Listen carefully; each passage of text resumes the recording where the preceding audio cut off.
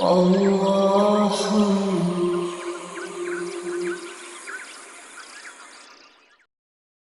الرحمن الرحیم۔ عزیزان من، آج اکتوبر 1981 کی 2 تاریخ ہے اور درس قرآن کریم کا آغاز سورہ الفرقان کی آیت 17 سے ہو رہا ہے۔ 441 سابقہ آیات میں اس کشمکش کا ذکر تھا جو نبی اکرم صلی اللہ علیہ وسلم کی دعوت اور آپ کے مخالفین میں برپا تھی۔ انداز وہی تھا جو شروع سے انبیاء کرام کے سلسلے میں چلا آتا ہے، یعنی اپنی دعوت کو دلائل اور براہین کی روح سے پیش کرنا، مخالفین سے بھی یہی مطالبہ کرنا کہ اگر تم اس سے متفق نہیں ہو تو اپنے موقف کی تائید میں دلائل پیش کرو۔ دین میں اکراہ یا زبردستی یا مجبوری کا کوئی سوال ہی پیدا نہیں۔ اسلام نام ہے دل اور دماغ کی کامل تمانیت کے ساتھ صداقت کا اقرار کرنا، اعتراف کرنا، اسے تسلیم کرنا، اور اس میں اگر کسی قسم کا بھی دور یا اکراہ آ گیا ہے تو وہ ایمان تسلیم نہیں کیا جاتا۔ اس لیے یہ دعوت پیش ہی کی جاتی تھی دلائل اور براہین کی بنیادوں پر، اور یہی مطالبہ مخالفین سے کیا جاتا تھا۔ لیکن وہ دلائل و براہین کا راستہ چھوڑ کر مخالفت پر اتر آتے تھے، اور مخالفت کی انتہا یہ تھی کہ وہ میدان جنگ تک آ جاتے۔ اس مقام میں تو پھر اپنی مدافعت بھی اسی طرح کرنی پڑتی ہے۔ میدان جنگ میں تو پھر دلائل سے مدافعت نہیں کی جا سکتی۔ تو یہ ساری داستان قرآن جو بتاتا ہے،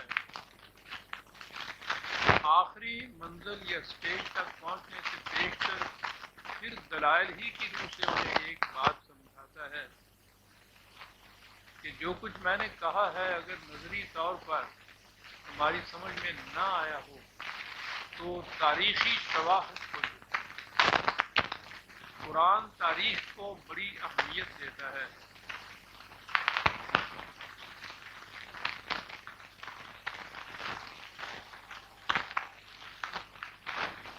اس کے نزدیک تاریخ کے معنی یہ ہیں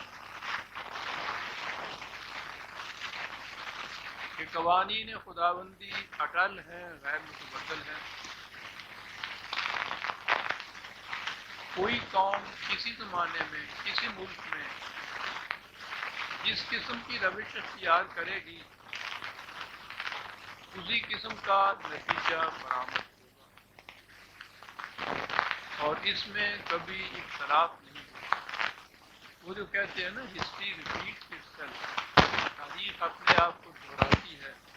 تاریخ واقعات کو نہیں دہراتی، بلکہ یہ جو اصول ہے تاریخ کا قرآن کریم نے بتایا کہ یہ اٹل قوانین ہیں کہ فلاں قسم کی روش کا نتیجہ یہ ہوگا، ہمیشہ ایسا ہی ہوگا، اور یہی چیز جو ہمیشہ ایسا ہوگا، جو شرط ہے اس میں، یہی چیز ہے جو اس چیز کو قانون بنا دیتی ہے۔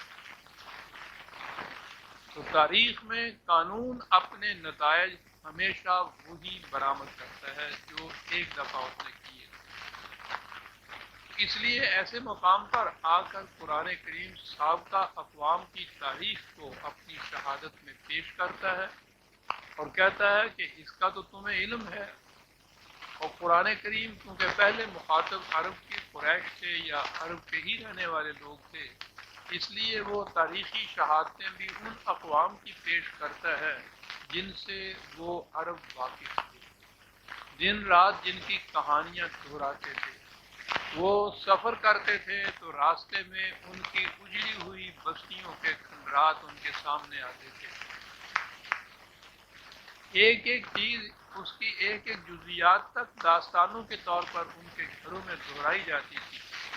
اس لیے انہیں یہ سمجھنے میں کوئی دقت ہی نہیں ہوتی تھی کہ فلاں قوم کا حشر کیا ہوا تھا. سمجھانا ان کو یہ تھا کہ یہ حشر ان کا ایسے ہی ہنگامی طور پر نہیں ہو گیا تھا، اتفاقیہ نہیں ہو گیا تھا، بلکہ انہوں نے فلاں قانون خداوندی کی خلاف ورزی کی تھی، اس کا نتیجہ یہ ہوا تھا جو تم دیکھ رہے ہو. یہ بات انہیں سمجھائی جاتی تھی کہ اسی سے کم از کم تم دیکھ لو کہ اگر تم بھی اسی قسم کی روش اختیار کرو گے تو جو اس کا نتیجہ ہوا تھا وہی تمہارا نتیجہ ہوگا. تو یہاں تک پہنچنے کے بعد قرآن کریم تاریخی شواہد میں وہ داستان حضرت موسیٰ علیہ السلام اور فرعون کو بڑی زیادہ اہمیت دیتا ہے اور اسے زیادہ تفصیل سے بیان کرتا ہے، اس لیے کہ یہاں بھی جو مخالفت ہو رہی تھی اس کی زیادہ سے زیادہ مماثلت اسی سے تھی جو فرعون اور حضرت موسیٰ علیہ السلام کے درمیان تھی.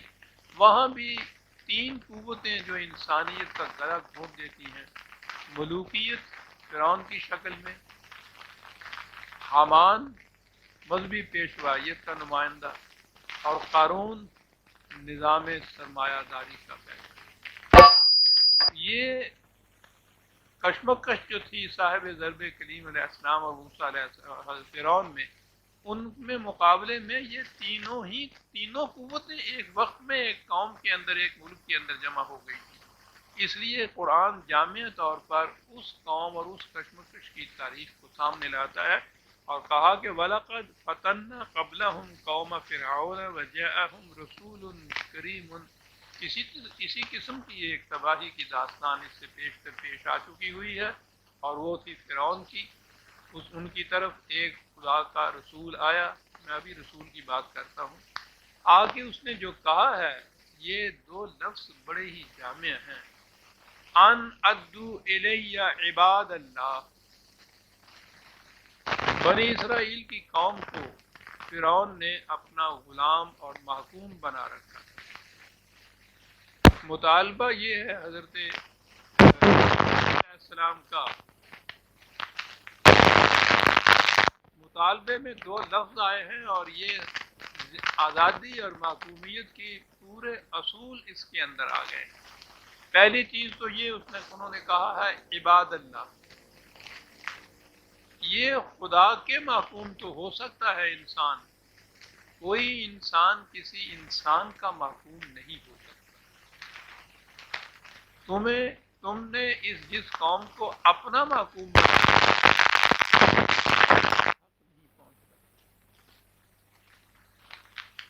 عام طور پر سیاست میں ہوتا تو یہ ہے کہ کسی ملک میں اگر کوئی قوم محکوم یا کسی نے اس کو غلام بنا رکھا ہے تو دوسری قوم یا دوسرا ملک جاتا ہے، وہاں جا کے اس ملک کو فتح کرتا ہے اور انہیں اپنا غلام بنا لیتا ہے. یہ ساری تاریخ محکوموں کے مقابلے میں حاکموں کی تبدیلی کی تاریخ ہے. کبھی وہ اس قوم کے محکوم ہو گئے، دوسرے وقت میں وہ کسی دوسری قوم کے محکوم ہو گئے. انسانوں ہی کا محکوم رہا ہے، تاریخ یہی بتا رہی ہے.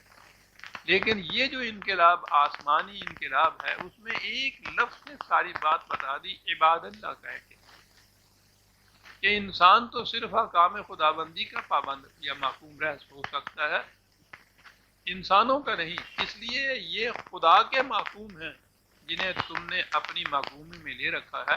اور اگلی بات یہ کہی ہے کہ انہیں میں اپنا محکوم بنانے کے لیے تم سے نہیں مانگ رہا. یہ نہ تمہارے محکوم ہو سکتے ہیں نہ میرے محکوم ہو سکتے ہیں، یہ اللہ کے محکوم ہیں. خدا کی محکومیت کے اندر ہی ان کو رہنا ہوگا. اس لیے کہا ہے ان ادو، اور یہ ادو کا لفظ اس کے معنی ہوتے ہیں جس کی کوئی چیز ہو اسے واپس دے دینا. عام طور پہ امانت کے لیے یہ لفظ آتا ہے. وہ امانت کسی کی چیز ہوتی ہے اور وہ آ کر جب واپس مانگتا ہے تو اسے جب وہ لوٹا دیتے ہیں، جس کی چیز ہے اسی کو دے دی جائے، تو اس کے لیے یہ لفظ آتا ہے۔ اب یہاں یہ دونوں لفظ آ گئے، ایک تو یہ کہ یہ عبادت خدا کے محکوم ہو سکتے ہیں، انہیں تم نے اپنی محکومیت میں لے رکھا ہوا ہے۔ میں یہاں سے چھڑا کے ان لوگوں کو اپنی محکومیت میں نہیں دینا چاہتا، ان کو خدا کی محکومیت میں دینا چاہتا ہوں، اس لیے یہ خدا کی امانت خدا کے سپرد کر دی جائے گی۔ یہ پوزیشن ہے انسانوں کی، ساری سیاست اس کے اندر آ جاتی ہے عزیزان من۔ باقی رہا میں انی لکم رسول امین، اپنی پوزیشن واضح کی کہ اس میں نہ تو حاکم بن کے آ رہا ہوں، نہ تم پہ چڑھائی کر رہا ہوں، نہ میں اپنی ملوکیت یا حکومت قائم کرنا چاہتا ہوں، نہ انہیں اپنا غلام بنانا چاہتا ہوں۔ میری پوزیشن خدا کے ایک پیغام بر کی ہے، یہ خدا کا پیغام ہے جو میں تم تک پہنچا رہا ہوں۔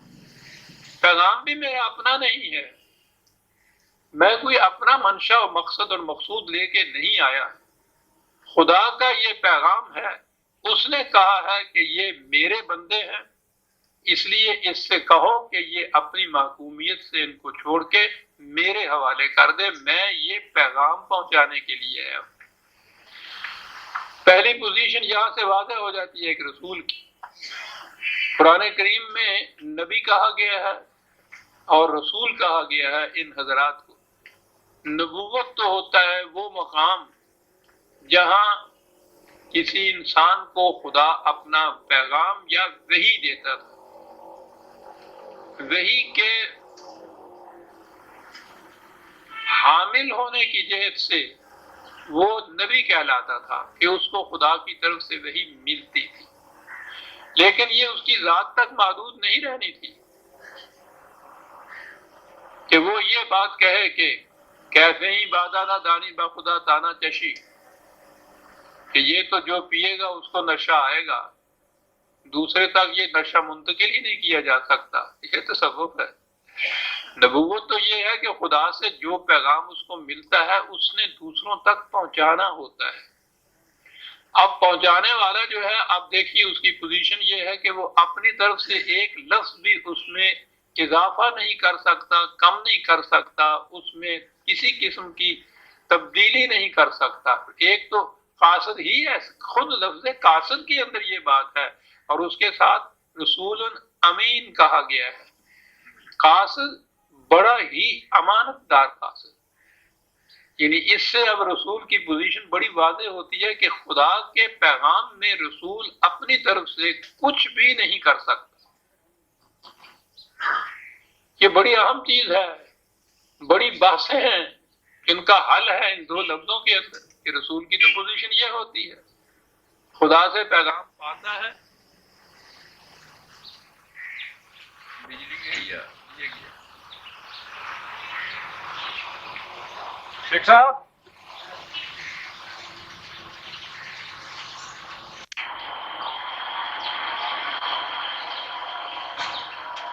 نبوت ہے خدا سے پیغام دینا، رسالت ہے اس پیغام کو دوسروں تک پہنچانا، امین ہے رسول قاصد کہ وہ اس پیغام میں کسی قسم کی کوئی بھی تبدیلی نہیں کرتا۔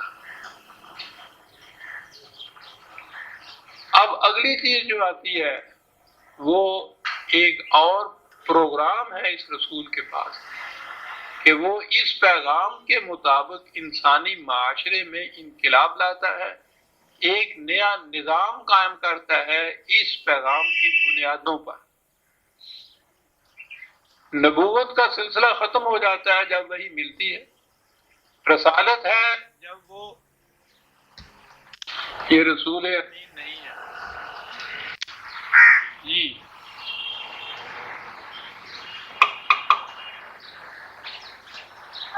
نبوت تو ختم ہو گئی، ذات رسالت محمد صلی اللہ علیہ وسلم خدا کی طرف سے وحی کا پانا، اب اس کے بعد وحی نہیں خدا کی طرف سے آئے گی، براہ راز خدا کی طرف سے علم کسی انسان کو اس کے بعد نہیں آئے گا.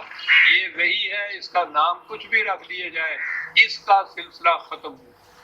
پیغام مکمل ہو گیا، قرآن کے اندر محفوظ ہو گیا، خدا نے اس کی حفاظت کا ذمہ لے لیا. یہ جو رسالت تھی، اس پیغام کا آگے پہنچانا، یہ فریضہ قرار پا گیا اس امت کا. اسی لیے قرآن نے کہا ہے کہ پھر ہم نے اپنے بندوں میں سے ایک قوم کو چن لیا اس کتاب کی وراثت کے لیے. یہ امت وارث کتاب اللہ ہو گئی. اس کا فریضہ رسالت کا ہوا آگے پہنچانا، اور وہ دوسرا فریضہ اس کے مطابق نظام قائم کرنا. یہ ہے سلسلہ جو آگے چلنے والی بات.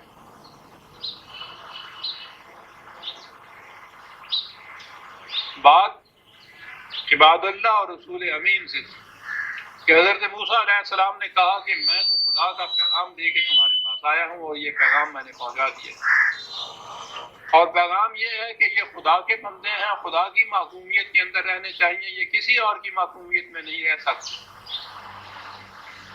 خدا کی امانت خدا کے حوالے کر دو.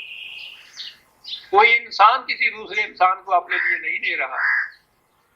خدا کے بندوں کو خدا کے حوالے کر دو. یہ ہے اسلامی نظام. عزیزان من،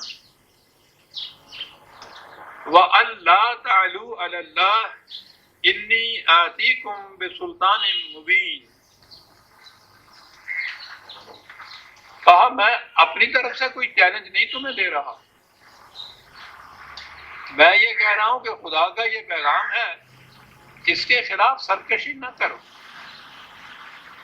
یہ سرکشی میرے خلاف نہیں ہے، میں تو پیغامبر ہوں. خدا کے خلاف سرکشی پر مت اترو، اس کا نتیجہ تباہی کے سوا کچھ نہیں ہوگا. اور میں پھر یہ کہا سلطان مبین لے کے آیا ہوں. تاریخ کی شہادت بھی دلیل ہے، اور بڑی واضح اور مبین دلیل ہے. بڑی اہم دلیل ہوتی ہے تاریخ کی شہادت. کہتا میں نے یہ شہادت بھی پہنچا دی ہے، یہ دلیل بھی میں نے پیش کر دی ہے تمہارے سامنے. وَإِنِّي عُذْتُ بِرَبِّي وَرَبِّكُمْ أَن تَرْجُمُونِ. باقی رہا تمہاری یہ دھمکی کہ اگر تم اپنے اس مطالبے سے باز نہ آئے تو ہم تمہیں سنسار کر دیں گے. میں اس کے متعلق اتنا ہی کہہ سکتا ہوں کہ میں تمہارے اس چیلنج کی حفاظت خدا کے قوانین سے چاہوں گا، وہی مجھے محفوظ رکھے گا اس سے. یہاں ضمناً یہ لفظ جو آگے ہے ترجمون، رجم جس سے کہتے ہیں، آج کل یہ ہے نا چلی ہوئی خدانی کی سزا رجم جو تھی، یہ یہودیوں میں تھی. اور یہ یہاں سے نظر آتا ہے کہ وہ صرف زنا کی سزا ہی نہیں تھی ان کے ہاں، یہ رجم یا سنگسار کرنا، بلکہ وہ اپنے مخالفین کو، یہاں تو حضرت موسیٰ علیہ السلام ہے نا فرعون کے مقابلے میں، تو نظر آتا ہے کہ انہوں نے جو دھمکی ان کو دی ہے وہ یہ کہا کہ ہم تمہیں سنسار کر دیں گے. تو ان کے ہاں یہ عام بات نظر آتی ہے کہ کسی جرم کی سزا ہی نہیں بلکہ بغاوت کی سزا بھی، مخالفت کی سزا بھی ان کے ہاں رجم یا سنساری کی سزا تھی. اسلام میں یہ کسی چیز کی سزا نہیں ہے. تو اس نے کہا کہ اگر سرکشی تمہاری خدا کے خلاف ہے، انتقام مجھ سے لیتے ہو، بہرحال تم جو مجھے دھمکی دیتے ہو کہ تمہیں سنسار کر دیا جائے گا، تو بہرحال اس کے لیے میں پناہ تلاش کروں گا خدا کے قوانین کی روح میں. وَإِن لَمْ تُؤْمِنُوا لِي فَاعْتَزِلُونِ. کہنے کی بات صاف ہے، یا تو جو کچھ میں کہہ رہا ہوں میری بات یہ مان لو، اور اگر ایسا نہیں ہے تو میرا راستہ چھوڑ دو. میں تمہیں کچھ نہیں کہتا، مجھے جانے دو. بنی اسرائیل کو اپنے ساتھ لے کر جانے دو. تمہاری قوم کا ایک فرد نہیں میں مانگتا، تمہاری زمین نہیں مانگتا، تمہاری سلطنت نہیں، دولت نہیں، کچھ نہیں مانگتا. یہ خدا کے بندے ہیں، ان کو میرے ساتھ جانے دو. یہ تھا ادھر سے جو مطالبہ پیش آیا. لیکن اس پر بھی وہ کیسے راضی ہو جاتے؟ حاکم قوم کو حکومت کرنے کے لیے کوئی محکوم قوم چاہیے، وہ اپنی قوم کے اوپر حکومت نہیں کر سکتا، محکوم قوم کی ضرورت ہوتی۔ تو اگر وہ محکوم قوم کو لے کر حضرت موسیٰ علیہ السلام نکل جائیں، ان کے ذہن میں تھا نا کہ پھر ہم حکومت کس قوم پر کریں گے، وہ کیسے جانے دیتے؟ اس لیے انہوں نے نظر آتا ہے کہ کہا کہ یہ مطالبہ نہیں مانا جا سکتا۔ فدعا ربہ ان ہؤلاء قوم مجرمون، حضرت موسیٰ علیہ السلام نے خدا کو پکارا اور کہا کہ یہ قوم تو سراسر جرائم پر اتر آئی ہوئی ہے، یہ کوئی معقول بات ماننے کے لیے تیار ہی نہیں ہے، ہر طرح سے میں نے کر کے دیکھ لیا، میں کیا ملے گی، ہوتے دیوا بادلان۔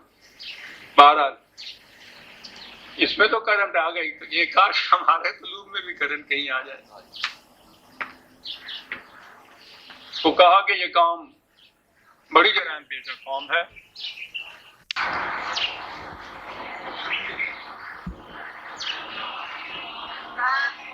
تو اس پر فیصلہ یہ ہوا، ارشاد باری تعالیٰ یہ ہوا، پروگرام خدا کا یہ مشیت ایزدی یہ ہوئی، حضرت موسیٰ سے کہا گیا کہ فَأَسْرِ بِعِبَادِي لَيْلًا إِنَّكُمْ مُتَّبَعُونَ،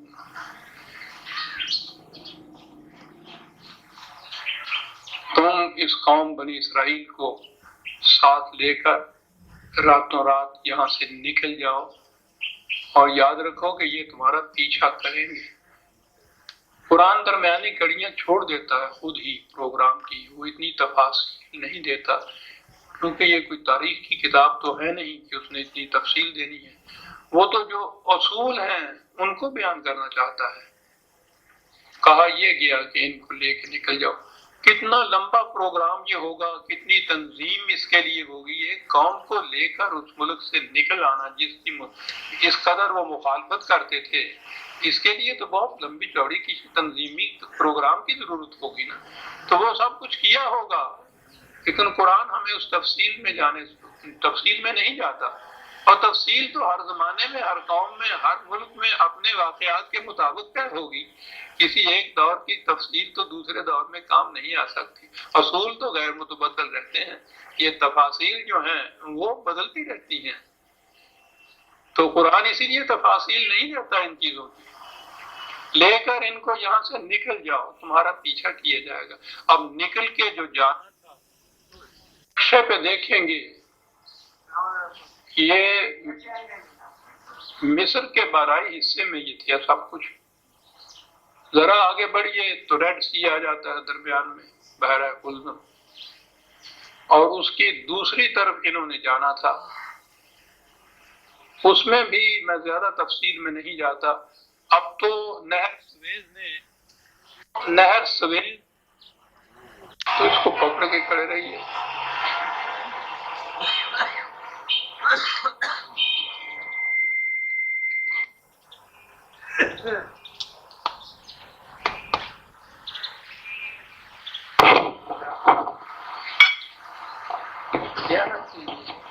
سویز نے ریڈ سی کو اور بحیرہ روم کو ملا دیا ہے آپس میں۔ اس زمانے میں یہ ریڈ سی نہیں تھی، یہ نہر سویز نہیں تھی، وہ خشکی تھی، تو یہ بحیرہ قلزم یا ریڈ سی وہاں جا کے ختم ہو جاتی تھی، یہ اس سے ذرا پیچھے دو شاخوں میں بٹ جاتی تھی، بڑی شاخ تو مصر کی طرف تھی اور چھوٹی سی شاخ ادھر آ جاتی تھی، اور ادھر اب سینا یا فلسطین آپ سمجھ لیجیے۔ تو یہ جو درمیان کا اس کے خشکی کا قطعہ تھا، یہ قطعہ تھا جو سینا کہلاتا تھا، اس قطعے کے اندر انہوں نے خشکی کے قطعے میں ادھر آنا تھا۔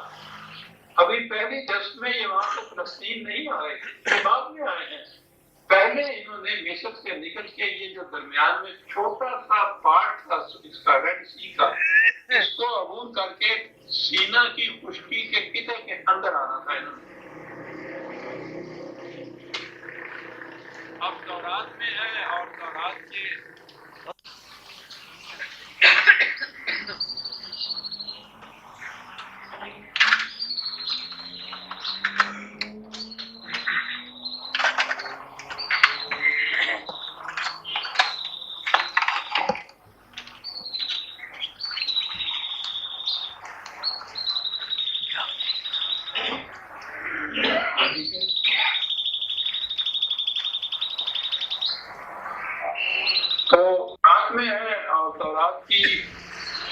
طیبہ میں ہی ہمارے ہاں کی تفاسیر میں بھی یہ بات آ گئی ہوئی ہے.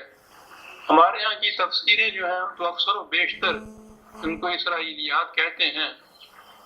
تورات کے جو قصے ہیں، وہاں کے جو افسانے ہیں، وہ ہمارے ہاں کی تفاسیر میں آگے ہوئے ہیں.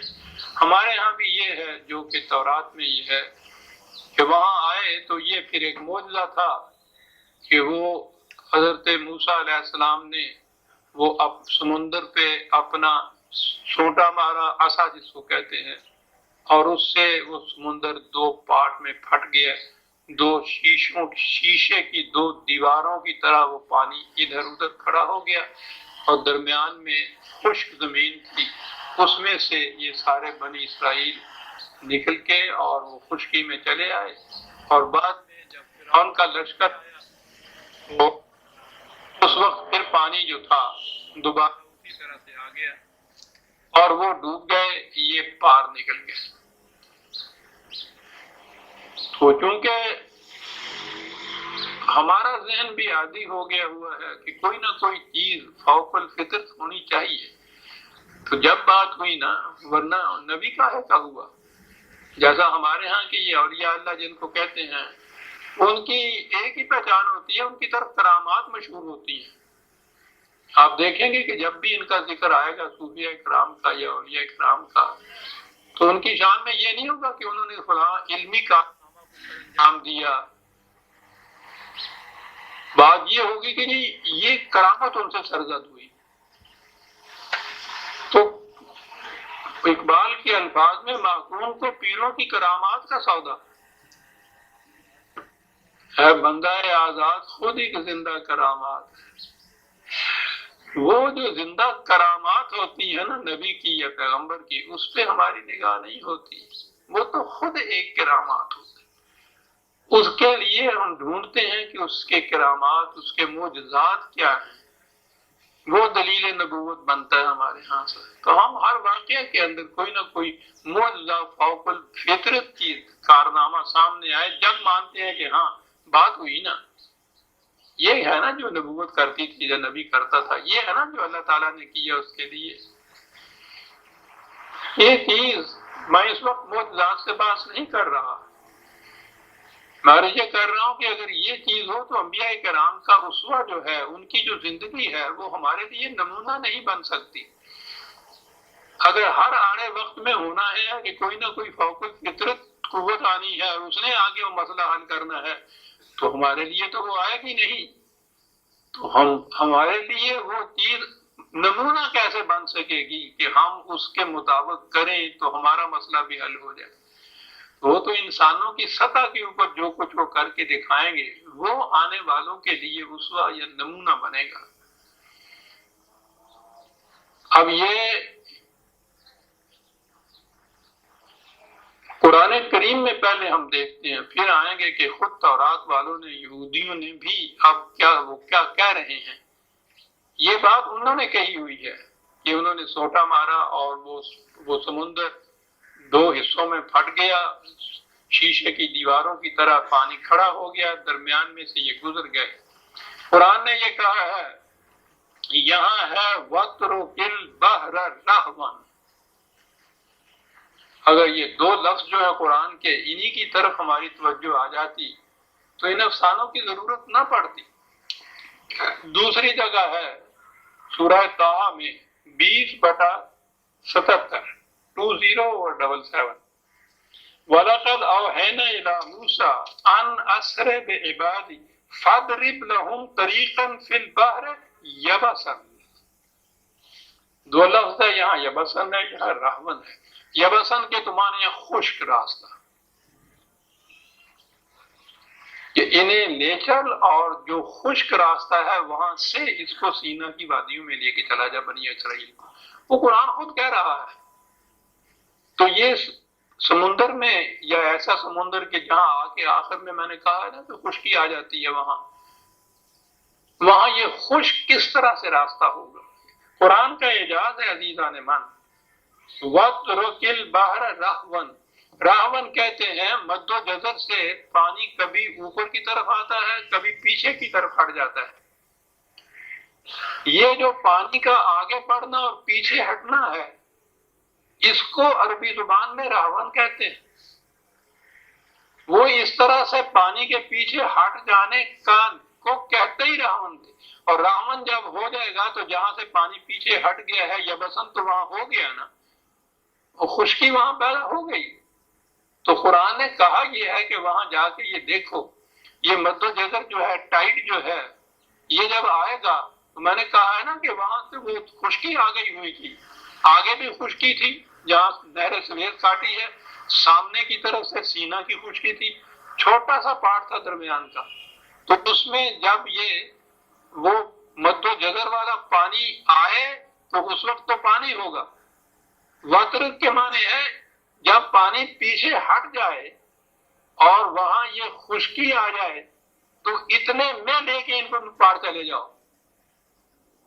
اور اس کے بعد ان کے پیچھے ان کی دیکھا دیکھی وہ قوم جو تھی جو تعاقب کر رہی تھی، فرعون کے آدمی، وہ جب آئے ہیں تو قرآن نے بتایا یہ ہے کہ اتنے میں پانی آ گیا تھا۔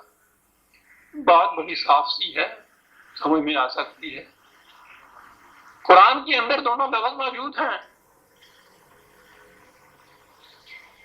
اس طرح سے ان کو لے کے وہ آگے گئے اور اس طرح سے پیچھے سے یہ جو آئے فرعون کے لوگ، وہ اس طرح اس پانی میں غرق ہوئے۔ میں نے عرض کیا ہے کہ یہ جو قصہ ہے نا، سونٹا مار کر وہ دو پارٹ میں اس کا بٹ جانا، وہ تورات کے اندر افسانہ ہے۔ اور اب قرآن کریم نے یہ جو کچھ کہا ہے یہ تو وہ نہیں ہے جو وہ کہتے تھے، وہ تو سیدھی سی بات قرآن نے کہی ہے نا کہ راون مد و جزر کا ہے اور خشکی کا حصہ تھا جہاں سے لے کے چلو۔ یہودیوں نے خود اپنی تورات کا جو نیا ٹرانسلیشن شائع کیا ہے 1962 میں شائع کیا، امریکہ کی تورات کی پبلیکیشن کی بہت بڑی مرکز ہے ان کا، وہاں سے یہ شائع کرتے ہیں۔ تو جو انہوں نے شائع کیا ہے تورات کا نیا ٹرانسلیشن انگریزی میں، اس میں یہ لکھا ہے کہ تحقیقات جدیدہ نے یہ بتایا کہ یہ جدھر سے حضرت موسیٰ اپنی قوم کو لے کے گئے تھے وہ حصہ تھا اس شاخ کا بحر کلزم کے جہاں پانی آتا تھا کبھی اور پانی چلا جاتا تھا، اور وہاں سرکنڈا اگا ہوا تھا، اس کو سی آف ریڈز کہتے ہیں۔ اب بھی اس کا نام سی آف ریڈز ہے اس حصے کا نام، حالانکہ اب یہ وہ تو کوئی بحر کلزم سیدھا جا ملتا ہے، لیکن اس زمانے کے اعتبار سے انہوں نے کہا ہے کہ وہ جو سی آف ریڈز آتا ہے ہمارے ہاں، یہ حصہ تھا جہاں یہ مد و جزر کی روح سے پانی آتا تھا اور جاتا تھا، اور وہاں سرکنڈا اگا ہوا تھا۔ حضرت موسیٰ علیہ السلام اپنی قوم کو اس راستے سے لے کے سینا میں پہنچے تھے۔ یہودیوں نے اپنی تورات کے نئے ترجمے کے اندر یہ چیز لکھ دی ہے۔ یہ ہے اعجاز، یہ ہے معجزہ قرآن کا عزیزان مان،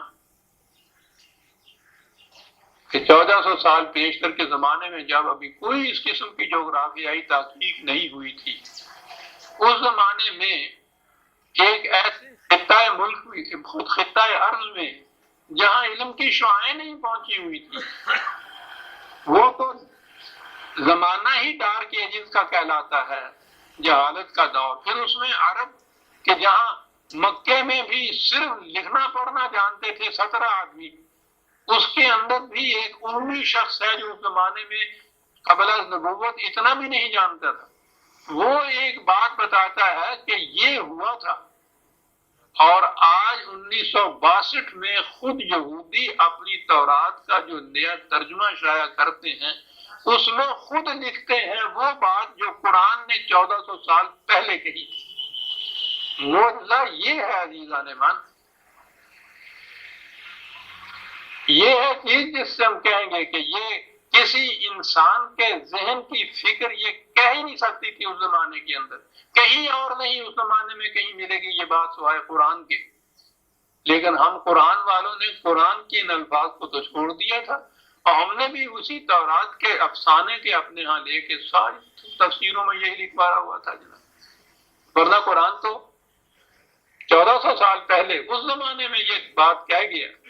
یبسن بھی کہا ہے، رہون بھی کہا ہے، دونوں کو ملا لیتے تو بات وہ آ جاتی کہ جو آج انہوں نے اپنے ہاں کی تورات کے ترجمے کے اندر لکھ دیا ہے۔ بہرحال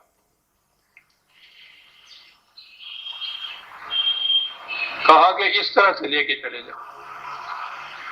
تو دوسرے مقام پہ ایک بڑے دلچسپ انداز میں یہ بات کہی ہے کہ جب وہ لے کے نکلے تھے حضرت موسیٰ علیہ السلام، تو قوم نے کہا کہ پیچھے سے فرعون کی قوم فوج آ رہی ہے، آگے سمندر آ گیا ہے، تو تم ہمیں کہاں مارنے کے لیے لے آئے ہو؟ وہ نظر آتا تھا نا اس قوم کو۔ تو وہاں یہ چیز حضرت موسیٰ علیہ السلام نے کہی کہ میرے خدا نے جو مجھے حکم دیا ہے کہ ادھر سے لے چلو، وہ یقیناً ہمیں ایسا راستہ دکھائے گا جہاں سے ہم حفاظت سے نکل جائیں۔ قرآن میں یہ بات ہے۔ تو یہ اتنی سی چیز کہ خدا کی رہنمائی پیغمبر کو ملتی تھی وحی کے ذریعے سے، وہ یہ تھی کہ وہ فلاں جگہ کا راستہ جو ہے وہاں سے یہ ممکن ہوگا کہ تم خشکی کے راستے سے سینا میں چلے جاؤ۔ یہ وہاں چلے گئے، اور اس کے بعد پھر داستان لمبی ہے کہ انہوں نے آگے چل کر فلسطین کے علاقے میں یہ آباد ہوئے۔ یہ سارا علاقہ فرعون کی مملکت کا ایک حصہ تھا۔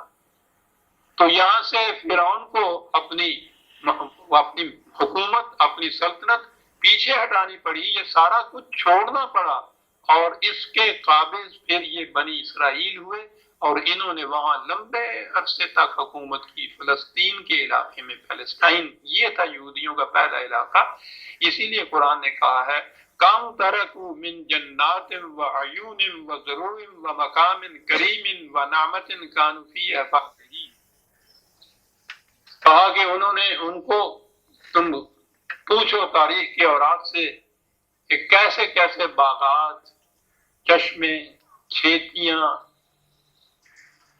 ایسا خطہ زمین کہ جو بڑا ہی سرسبز تھا، یہ مقام عزت اور نعمت جن میں وہ بڑے خوشحال تھے، کس طرح اس قوم کو یہ سب کچھ چھوڑنا پڑا۔ اور اس کے بعد یہ ہے کذالک، ایسا ہی ہوا تھا۔ وہ جو کہہ رہا تھا نا کہ فرعون نے اپنی سرکشی اختیار کی قوانین خداوندی کی روح سے، اس کا نتیجہ یہ ہوا کذالک، ایسا ہی ہوا۔ وَأَوْرَثْنَاهَا قَوْمًا آخَرِينَ، اور ان کے ان تمام ثروت، دولت، زراعت، خوشحالیاں، فارغ البالیاں، ان تمام کی وارث ایک دوسری قوم بن گئی، قوم بنی اسرائیل، جو ان کی غلام اور ان کی معصوم قوم تھی۔ اور آگے ہے درمیان کا قرآن کا انداز ہے فرعون کی قوم کی یہ تباہی کہ یہ سب کچھ ان سے چھن گیا۔ کہا فما بقت علیہم السماء والارض وما كانوا منظرین، ان کی اس تباہی پر نہ تو آسمان رویا، نہ زمین کی آنکھ سے کوئی آنسو ٹپکا۔ ظالم اور مجرم کی تباہی پر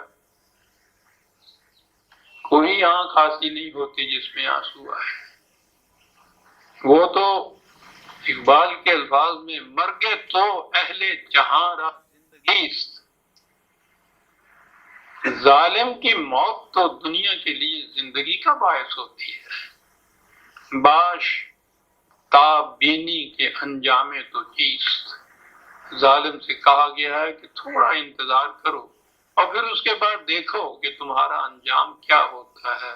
مرگے ہو اہل جہاں را زندگی است، ظالم کی موت مظلوموں کے لیے زندگی کا باعث بنتی ہے، اس لیے اس کی تباہی اور موت کے اوپر کون سی آنکھ اشک بار ہوگی۔ دنیا تو اس دن جشن مسرت منائے گی۔ کیا انداز ہے قرآن کا کہ اتنی بڑی قوم، ان کی اتنی بڑی تباہی، اس تباہی پر نہ آسمان رویا، نہ زمین کی آنکھ میں کوئی آنسو آیا۔ وما كانوا منظرین، اور پھر ان کو مہلت بھی نہ دی گئی۔ پہلے کافی عرصہ مہلت کا ان کو دیا گیا تھا کہ اپنی روش میں تبدیلی پیدا کر لیں، بڑے چانسز دیے گئے، لیکن آخری چاند جو تھا اس کے بعد وَلَقَدْ نَجَّيْنَا بَنِي إِسْرَائِيلَ مِنَ الْعَذَابِ الْمُهِينِ مِنْ فِرْعَوْنَ إِنَّهُ كَانَ عَالِيًا مِنَ الْمُسْرِفِينَ۔ اور فرعون کو ہم نے عذاب تو تباہی یا بربادی، عذاب تو بہرحال ایک لفظ آباد عذاب ہے، اس میں سب کچھ آ جاتا ہے، لیکن ساتھ اس کے مہین کہا ہے ذلت آمیز عذاب، کسی کو اذیت پہنچانا، کسی کو تکلیف دینا بجائے خیش ایک ظلم ہے، جرم ہے، لیکن اس کے ساتھ اس کو ذلیل کرنا جو ہے یہ اس سے بھی زیادہ بڑا سنگین جرم ہے کہ قرآن نے وَلَقَدْ كَرَّمْنَا بَنِي آدم کہا ہے کہ ہم نے ہر انسانی بچے کو واجب و تکریم پیدا کیا ہے۔ یاد رکھیے عزیزان مان، یہ اذیتیں، یہ تکلیفیں، یہ صعوبتیں جو جابر، ظالم، مستبد حاکمین کی طرف سے محکوموں پر روا رکھی جاتی ہیں، یہ ان کی طبعی زندگی کے لیے ہوتی ہیں، جسمانی تکلیفیں ہوتی ہیں۔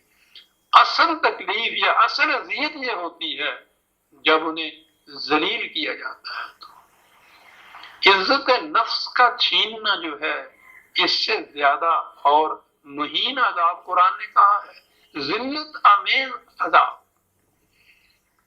یہ ہے جو کچھ یہ قومیں کرتی ہیں، اور اصل میں یہ ہے کہ سیڈسٹک ٹینڈنسی اس کو کہتے ہیں سائیکالوجی میں، ایک نفسیاتی بیماری ہوتی ہے کہ دوسرے کو اذیت دے کے اس سے خوش ہو جانا، لذت اٹھانا دوسروں کی اذیت کے اوپر۔ وہ لذت یہ ہوتی ہے کہ یہ اسے ذلیل کر رہا ہوتا ہے۔ کہا کہ ہم نے ان کو ایک اس عذاب سے بچایا جو عذاب ذلت آمیز تھا، ان کے لیے عذاب تھا۔ وَلَقَدِ اخْتَرْنَا، فرعون کے عذاب سے، وہ بہت بڑا مستبد تھا، سرکش تھا، حدود فراموش تھا، اس لیے اس کے عذاب سے ہم نے بنی اسرائیل کو نجات دی۔ وَلَقَدِ اخْتَرْنَاهُمْ عَلَىٰ عِلْمٍ عَلَىٰ الْعَالَمِينَ، انہوں نے وحی خداوندی، یعنی یہاں کہا ہے کہ انہوں نے علم کا اتباع کیا، اس لیے ہم نے انہیں اس زمانے کی اقوام پر فضیلت عطا کر دی، برتری عطا کر دی۔ علی علم برتری یہ ہوتی ہے نبی کے ذریعے سے جو ہوئی، وحی خداوندی کی روح سے، علم و بصیرت کی روح سے، دھاندلی سے نہیں، استبداد سے نہیں۔ یہ اتنا ہی فرق ہے اس نظام میں جو وحی کی روشنی میں لایا جاتا ہے اور جو اقوام عالم اپنے طریق سے لاتی ہیں، اس میں استبداد ہوتا ہے، اس کے اندر کسی قسم کی زیادتی نہیں ہوتی، استبداد نہیں ہوتا، تبدیلی ہوتی ہے ٹورڈز بیٹر، بہتری کے لیے، اس قوم کی بہتری کے لیے ایک تبدیلی ہوتی ہے جو انقلاب آسمانی روشنی کے تحت لایا جاتا ہے۔ علی علم علی العالمین وآتیناہم من الآیات ما فیہ بلاء مبین، اور انہیں ہم نے اس قسم کے قوانین اور احکام دیے کہ جن میں ہمارے ہاں تو یہ بلا کا لفظ بلائی کے لیے استعمال ہوتا ہے نا، یہ عربی زبان میں یہ بلا کا لفظ صرف مصیبت کے لیے استعمال نہیں ہوتا، وہاں کسی چیز کا پہلو بدلنا جسے ہم کہتے ہیں نا، گردش جس کو کہتے ہیں، جس حالت میں وہ ہے اس سے بدل کے اس کے مقابل میں دوسری حالت لے آنا، اس کو کہتے ہیں بلا۔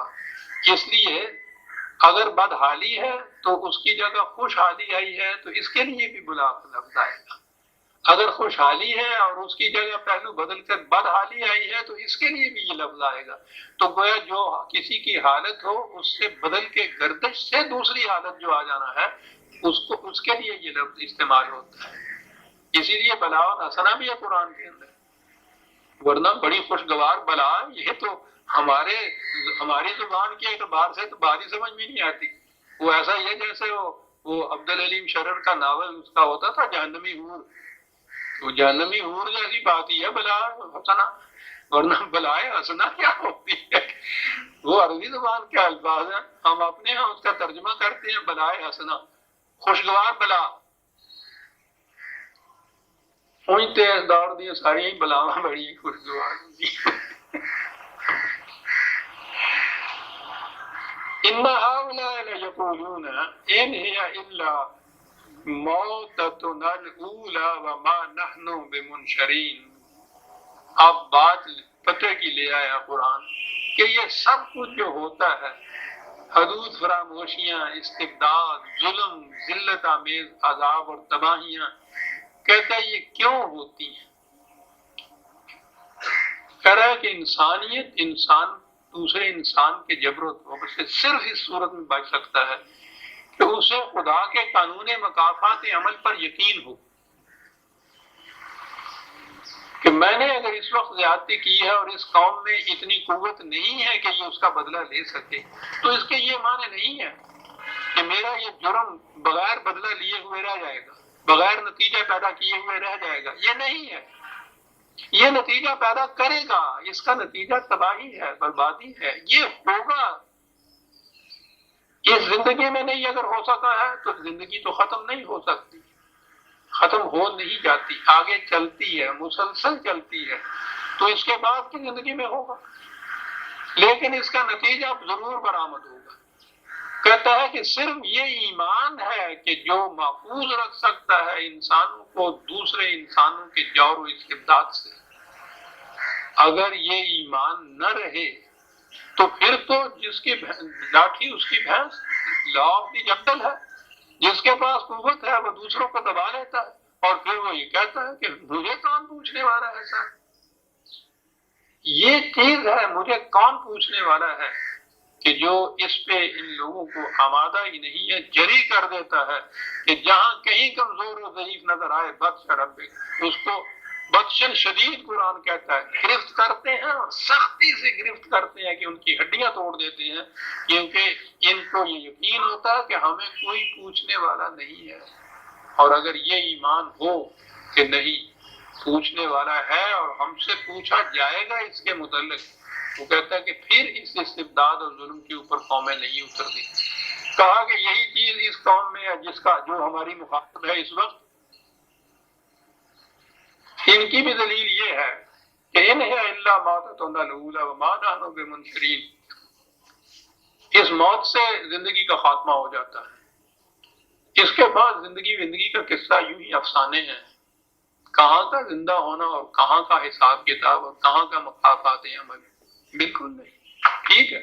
اور یہاں اگر انتظام کر دیا جائے کہ جو کچھ ہم کر رہے ہیں اس کے نتائج سے ہم محفوظ رہ سکتے ہیں، تو پھر اس کے بعد راوی ایش لکھتا ہے جو جی میں آیا تھا کوئی پوچھنے والا ہی نہیں ہے۔ کہا کہ یہ قوم بھی جو تمہاری مخاطب قوم ہے دلائل و براہین سے نہیں مانی، تاریخی شواہد کے بعد بھی یہ اپنی روش سے باز نہیں آئی، تو اس کی وجہ یہ ہے کہ ان کا عقیدہ یہ ہے کہ زندگی اسی دنیا کی زندگی ہے، موت کے ساتھ انسان کا خاتمہ ہو جاتا ہے، اور اگر ہم نے انتظام کر دیا کہ یہاں ہمیں کوئی نہ پوچھے تو اس کے بعد پھر معاملہ ختم ہو جاتا ہے۔ یہ وجہ ہے اصلی کہ جو یہ باز نہیں آتے، اور یہی چیز عزیزان ایمان آج ساری دنیا کے اندر جس قدر ظلم اور استبداد ہو رہا ہے کمزور قوموں پہ، اس کی وجہ یہ ہے کہ یہ جو ایمان ہے آخرت کا جسے ہم کہتے ہیں، یہ ایمان نہیں ہے کسی قوم کے اندر، اور کہیں نہیں، نہ دیر میں نہ حرم میں خودی کی بیداری، خواہ وہ نام مسلمان نام رکھنے والی قومیں ہیں یا غیر مسلم اقوام ہیں، یہ ایمان نہیں ہے اس چیز کا کہ جو کچھ ہم کر رہے ہیں اس کا مواخذہ بھی ہوگا اور اس کا حساب ہوگا، یعنی اس کے نتائج ہمیں بھگتنے پڑیں گے۔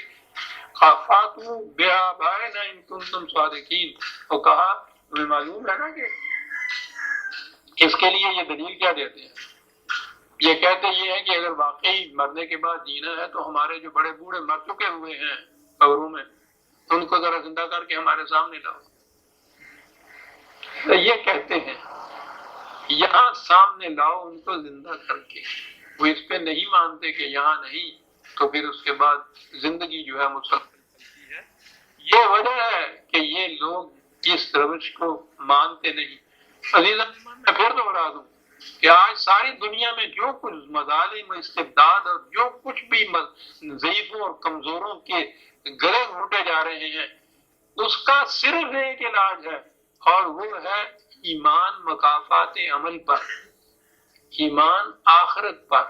اگر یہ نہیں ہے تو جو فرد یا جو قوم اتنا انتظام کر لے کہ اسے کوئی پوچھنے والا نہ ہو، وہ پھر باز نہیں آ سکتا ظلم سے اور استبداد سے۔ اہم خیر ام قوم تبع والذین من قبلہم اہلکناہم انہم کانوا مجرمین، ان سے کہا کہ پھر ان سے یہی بات کہو کہ ان اقوام کے اوپر کی تعریف پہ بگاڑ ڈالو۔ تبا کی قوم یمن کے علاقے میں رہتی تھی جو ان سے بالکل قریب تھا، اور اس کی داستانیں، اور وہ کچھ زیادہ دیر کی بات بھی نہیں تھی، قریب دور میں وہ قوم ہوئی تھی۔ کہا ان سے پوچھو کہ تبا کی قوم تو تمہارے سامنے تباہ ہوئی ہے، اور اس سے پہلے بھی یہ عاد اور سمود وغیرہ کی قومیں راستے میں ان کی بستیاں تمہارے آتی ہیں، تو وہ کیوں تباہ ہوئی تھی؟ ان کے پاس تو تم سے کہیں زیادہ ثروت، طاقت، قوت موجود تھی، کیوں اس کے باوجود وہ تباہ ہوئی؟ اس لیے کہ انہوں نے قوانین خداوندی سے سرکشی برتی، انسانیت پر مظالم کیے، اس کا نتیجہ یہ کام ہو گیا۔ ہم نے انہیں ہلاک کیا، انہم کانوا مجرمین، اس لیے کہ وہ یہ جرائم جسے ہم کہتے ہیں نا، اس کے معنی یہی نہیں کہ ہمارے ہاں جو ہمارے ہاں تو جرائم عام طور پہ دو چار اس قسم کی چیزیں ہیں نا، کوئی زنا ہے، چوری ہے، کوئی ڈاکہ زنی ہے، کوئی فریب کاری ہے، جس کو کرائم کہتے ہیں۔ اصل چیز تو اس سے بڑی چیز ہے۔ عربوں کے ہاں یہ قوم تو بڑی پتہ نہیں ایسی عجیب و غریب قوم تھی، تہ تک پہنچی تھی۔ کسی دوسرے کے درخت کا پھل کاٹ کے لے جانا، اس کو جرم کہتے تھے وہ۔ اب پھیلا لیجیے اس حقیقت کو، جرم کی حقیقت سامنے آ جائے گی آپ کے۔ ساری قومیں اس میں لگی ہوئی، دانا این بھی کارت ہاں حاصل برت، امت بر امت دیگر چرت۔ کوئی قوم اپنے کھیت میں سے نہیں کھاتی، دوسرے کے کھیت میں سے کھانے کی کوشش کرتی ہے۔ بوتا یہ ہے، کاٹ کے لے جاتے ہیں۔ اسی کو تو عربی زبان میں جرم کہتے تھے۔ کہا کہ وہ قوم مجرمین قوم تھی۔ جو قوم بھی یہ کرے گی اس کا نتیجہ یہی ہوگا جو قرآن بتا رہا ہے۔ باقی رہا یہ کہ صاحب کوئی پوچھنے والا نہیں، وما خلقنا السماوات والارض وما بینہما لاعبین۔ کتنے منٹ آپ ہو رہے ہیں؟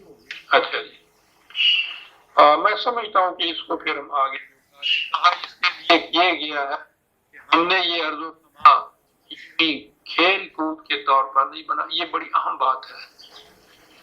قرآن کے دیگر مقامات میں مکافات عمل کے سلسلے میں یہ چیز آئی ہے کہ یہ زمین و آسمان کا سلسلہ اس لیے متحرک ہے کہ کسی شخص کا کوئی عمل بغیر نتیجے کے نہ رہ جائے۔ یہ بہت بڑی چیز ہے۔ تو اس لیے اس اعلان کے ساتھ آج میں ختم کروں گا کہ اب درس کا وقت 1.5 گھنٹے سے گھٹا کے میں نے 1 گھنٹہ کر دیا ہے۔ میں نے پچھلی دفعہ بھی کہا تھا نا، اس کمزوری کی وجہ سے میں تھک جاتا ہوں، تو درس 1 گھنٹے کے لیے وہ 1 گھنٹہ ہو گیا ہے۔ سورہ الدخان کی ہم آیت 37 تک آئے ہیں، 38 سے آئندہ لیں گے۔ آئندہ جمعے کو تو عید الاضحیٰ ہوگی، تو لہذا اس کی وجہ سے تو بہرحال درس کی ایک چھٹی اور ملے گی۔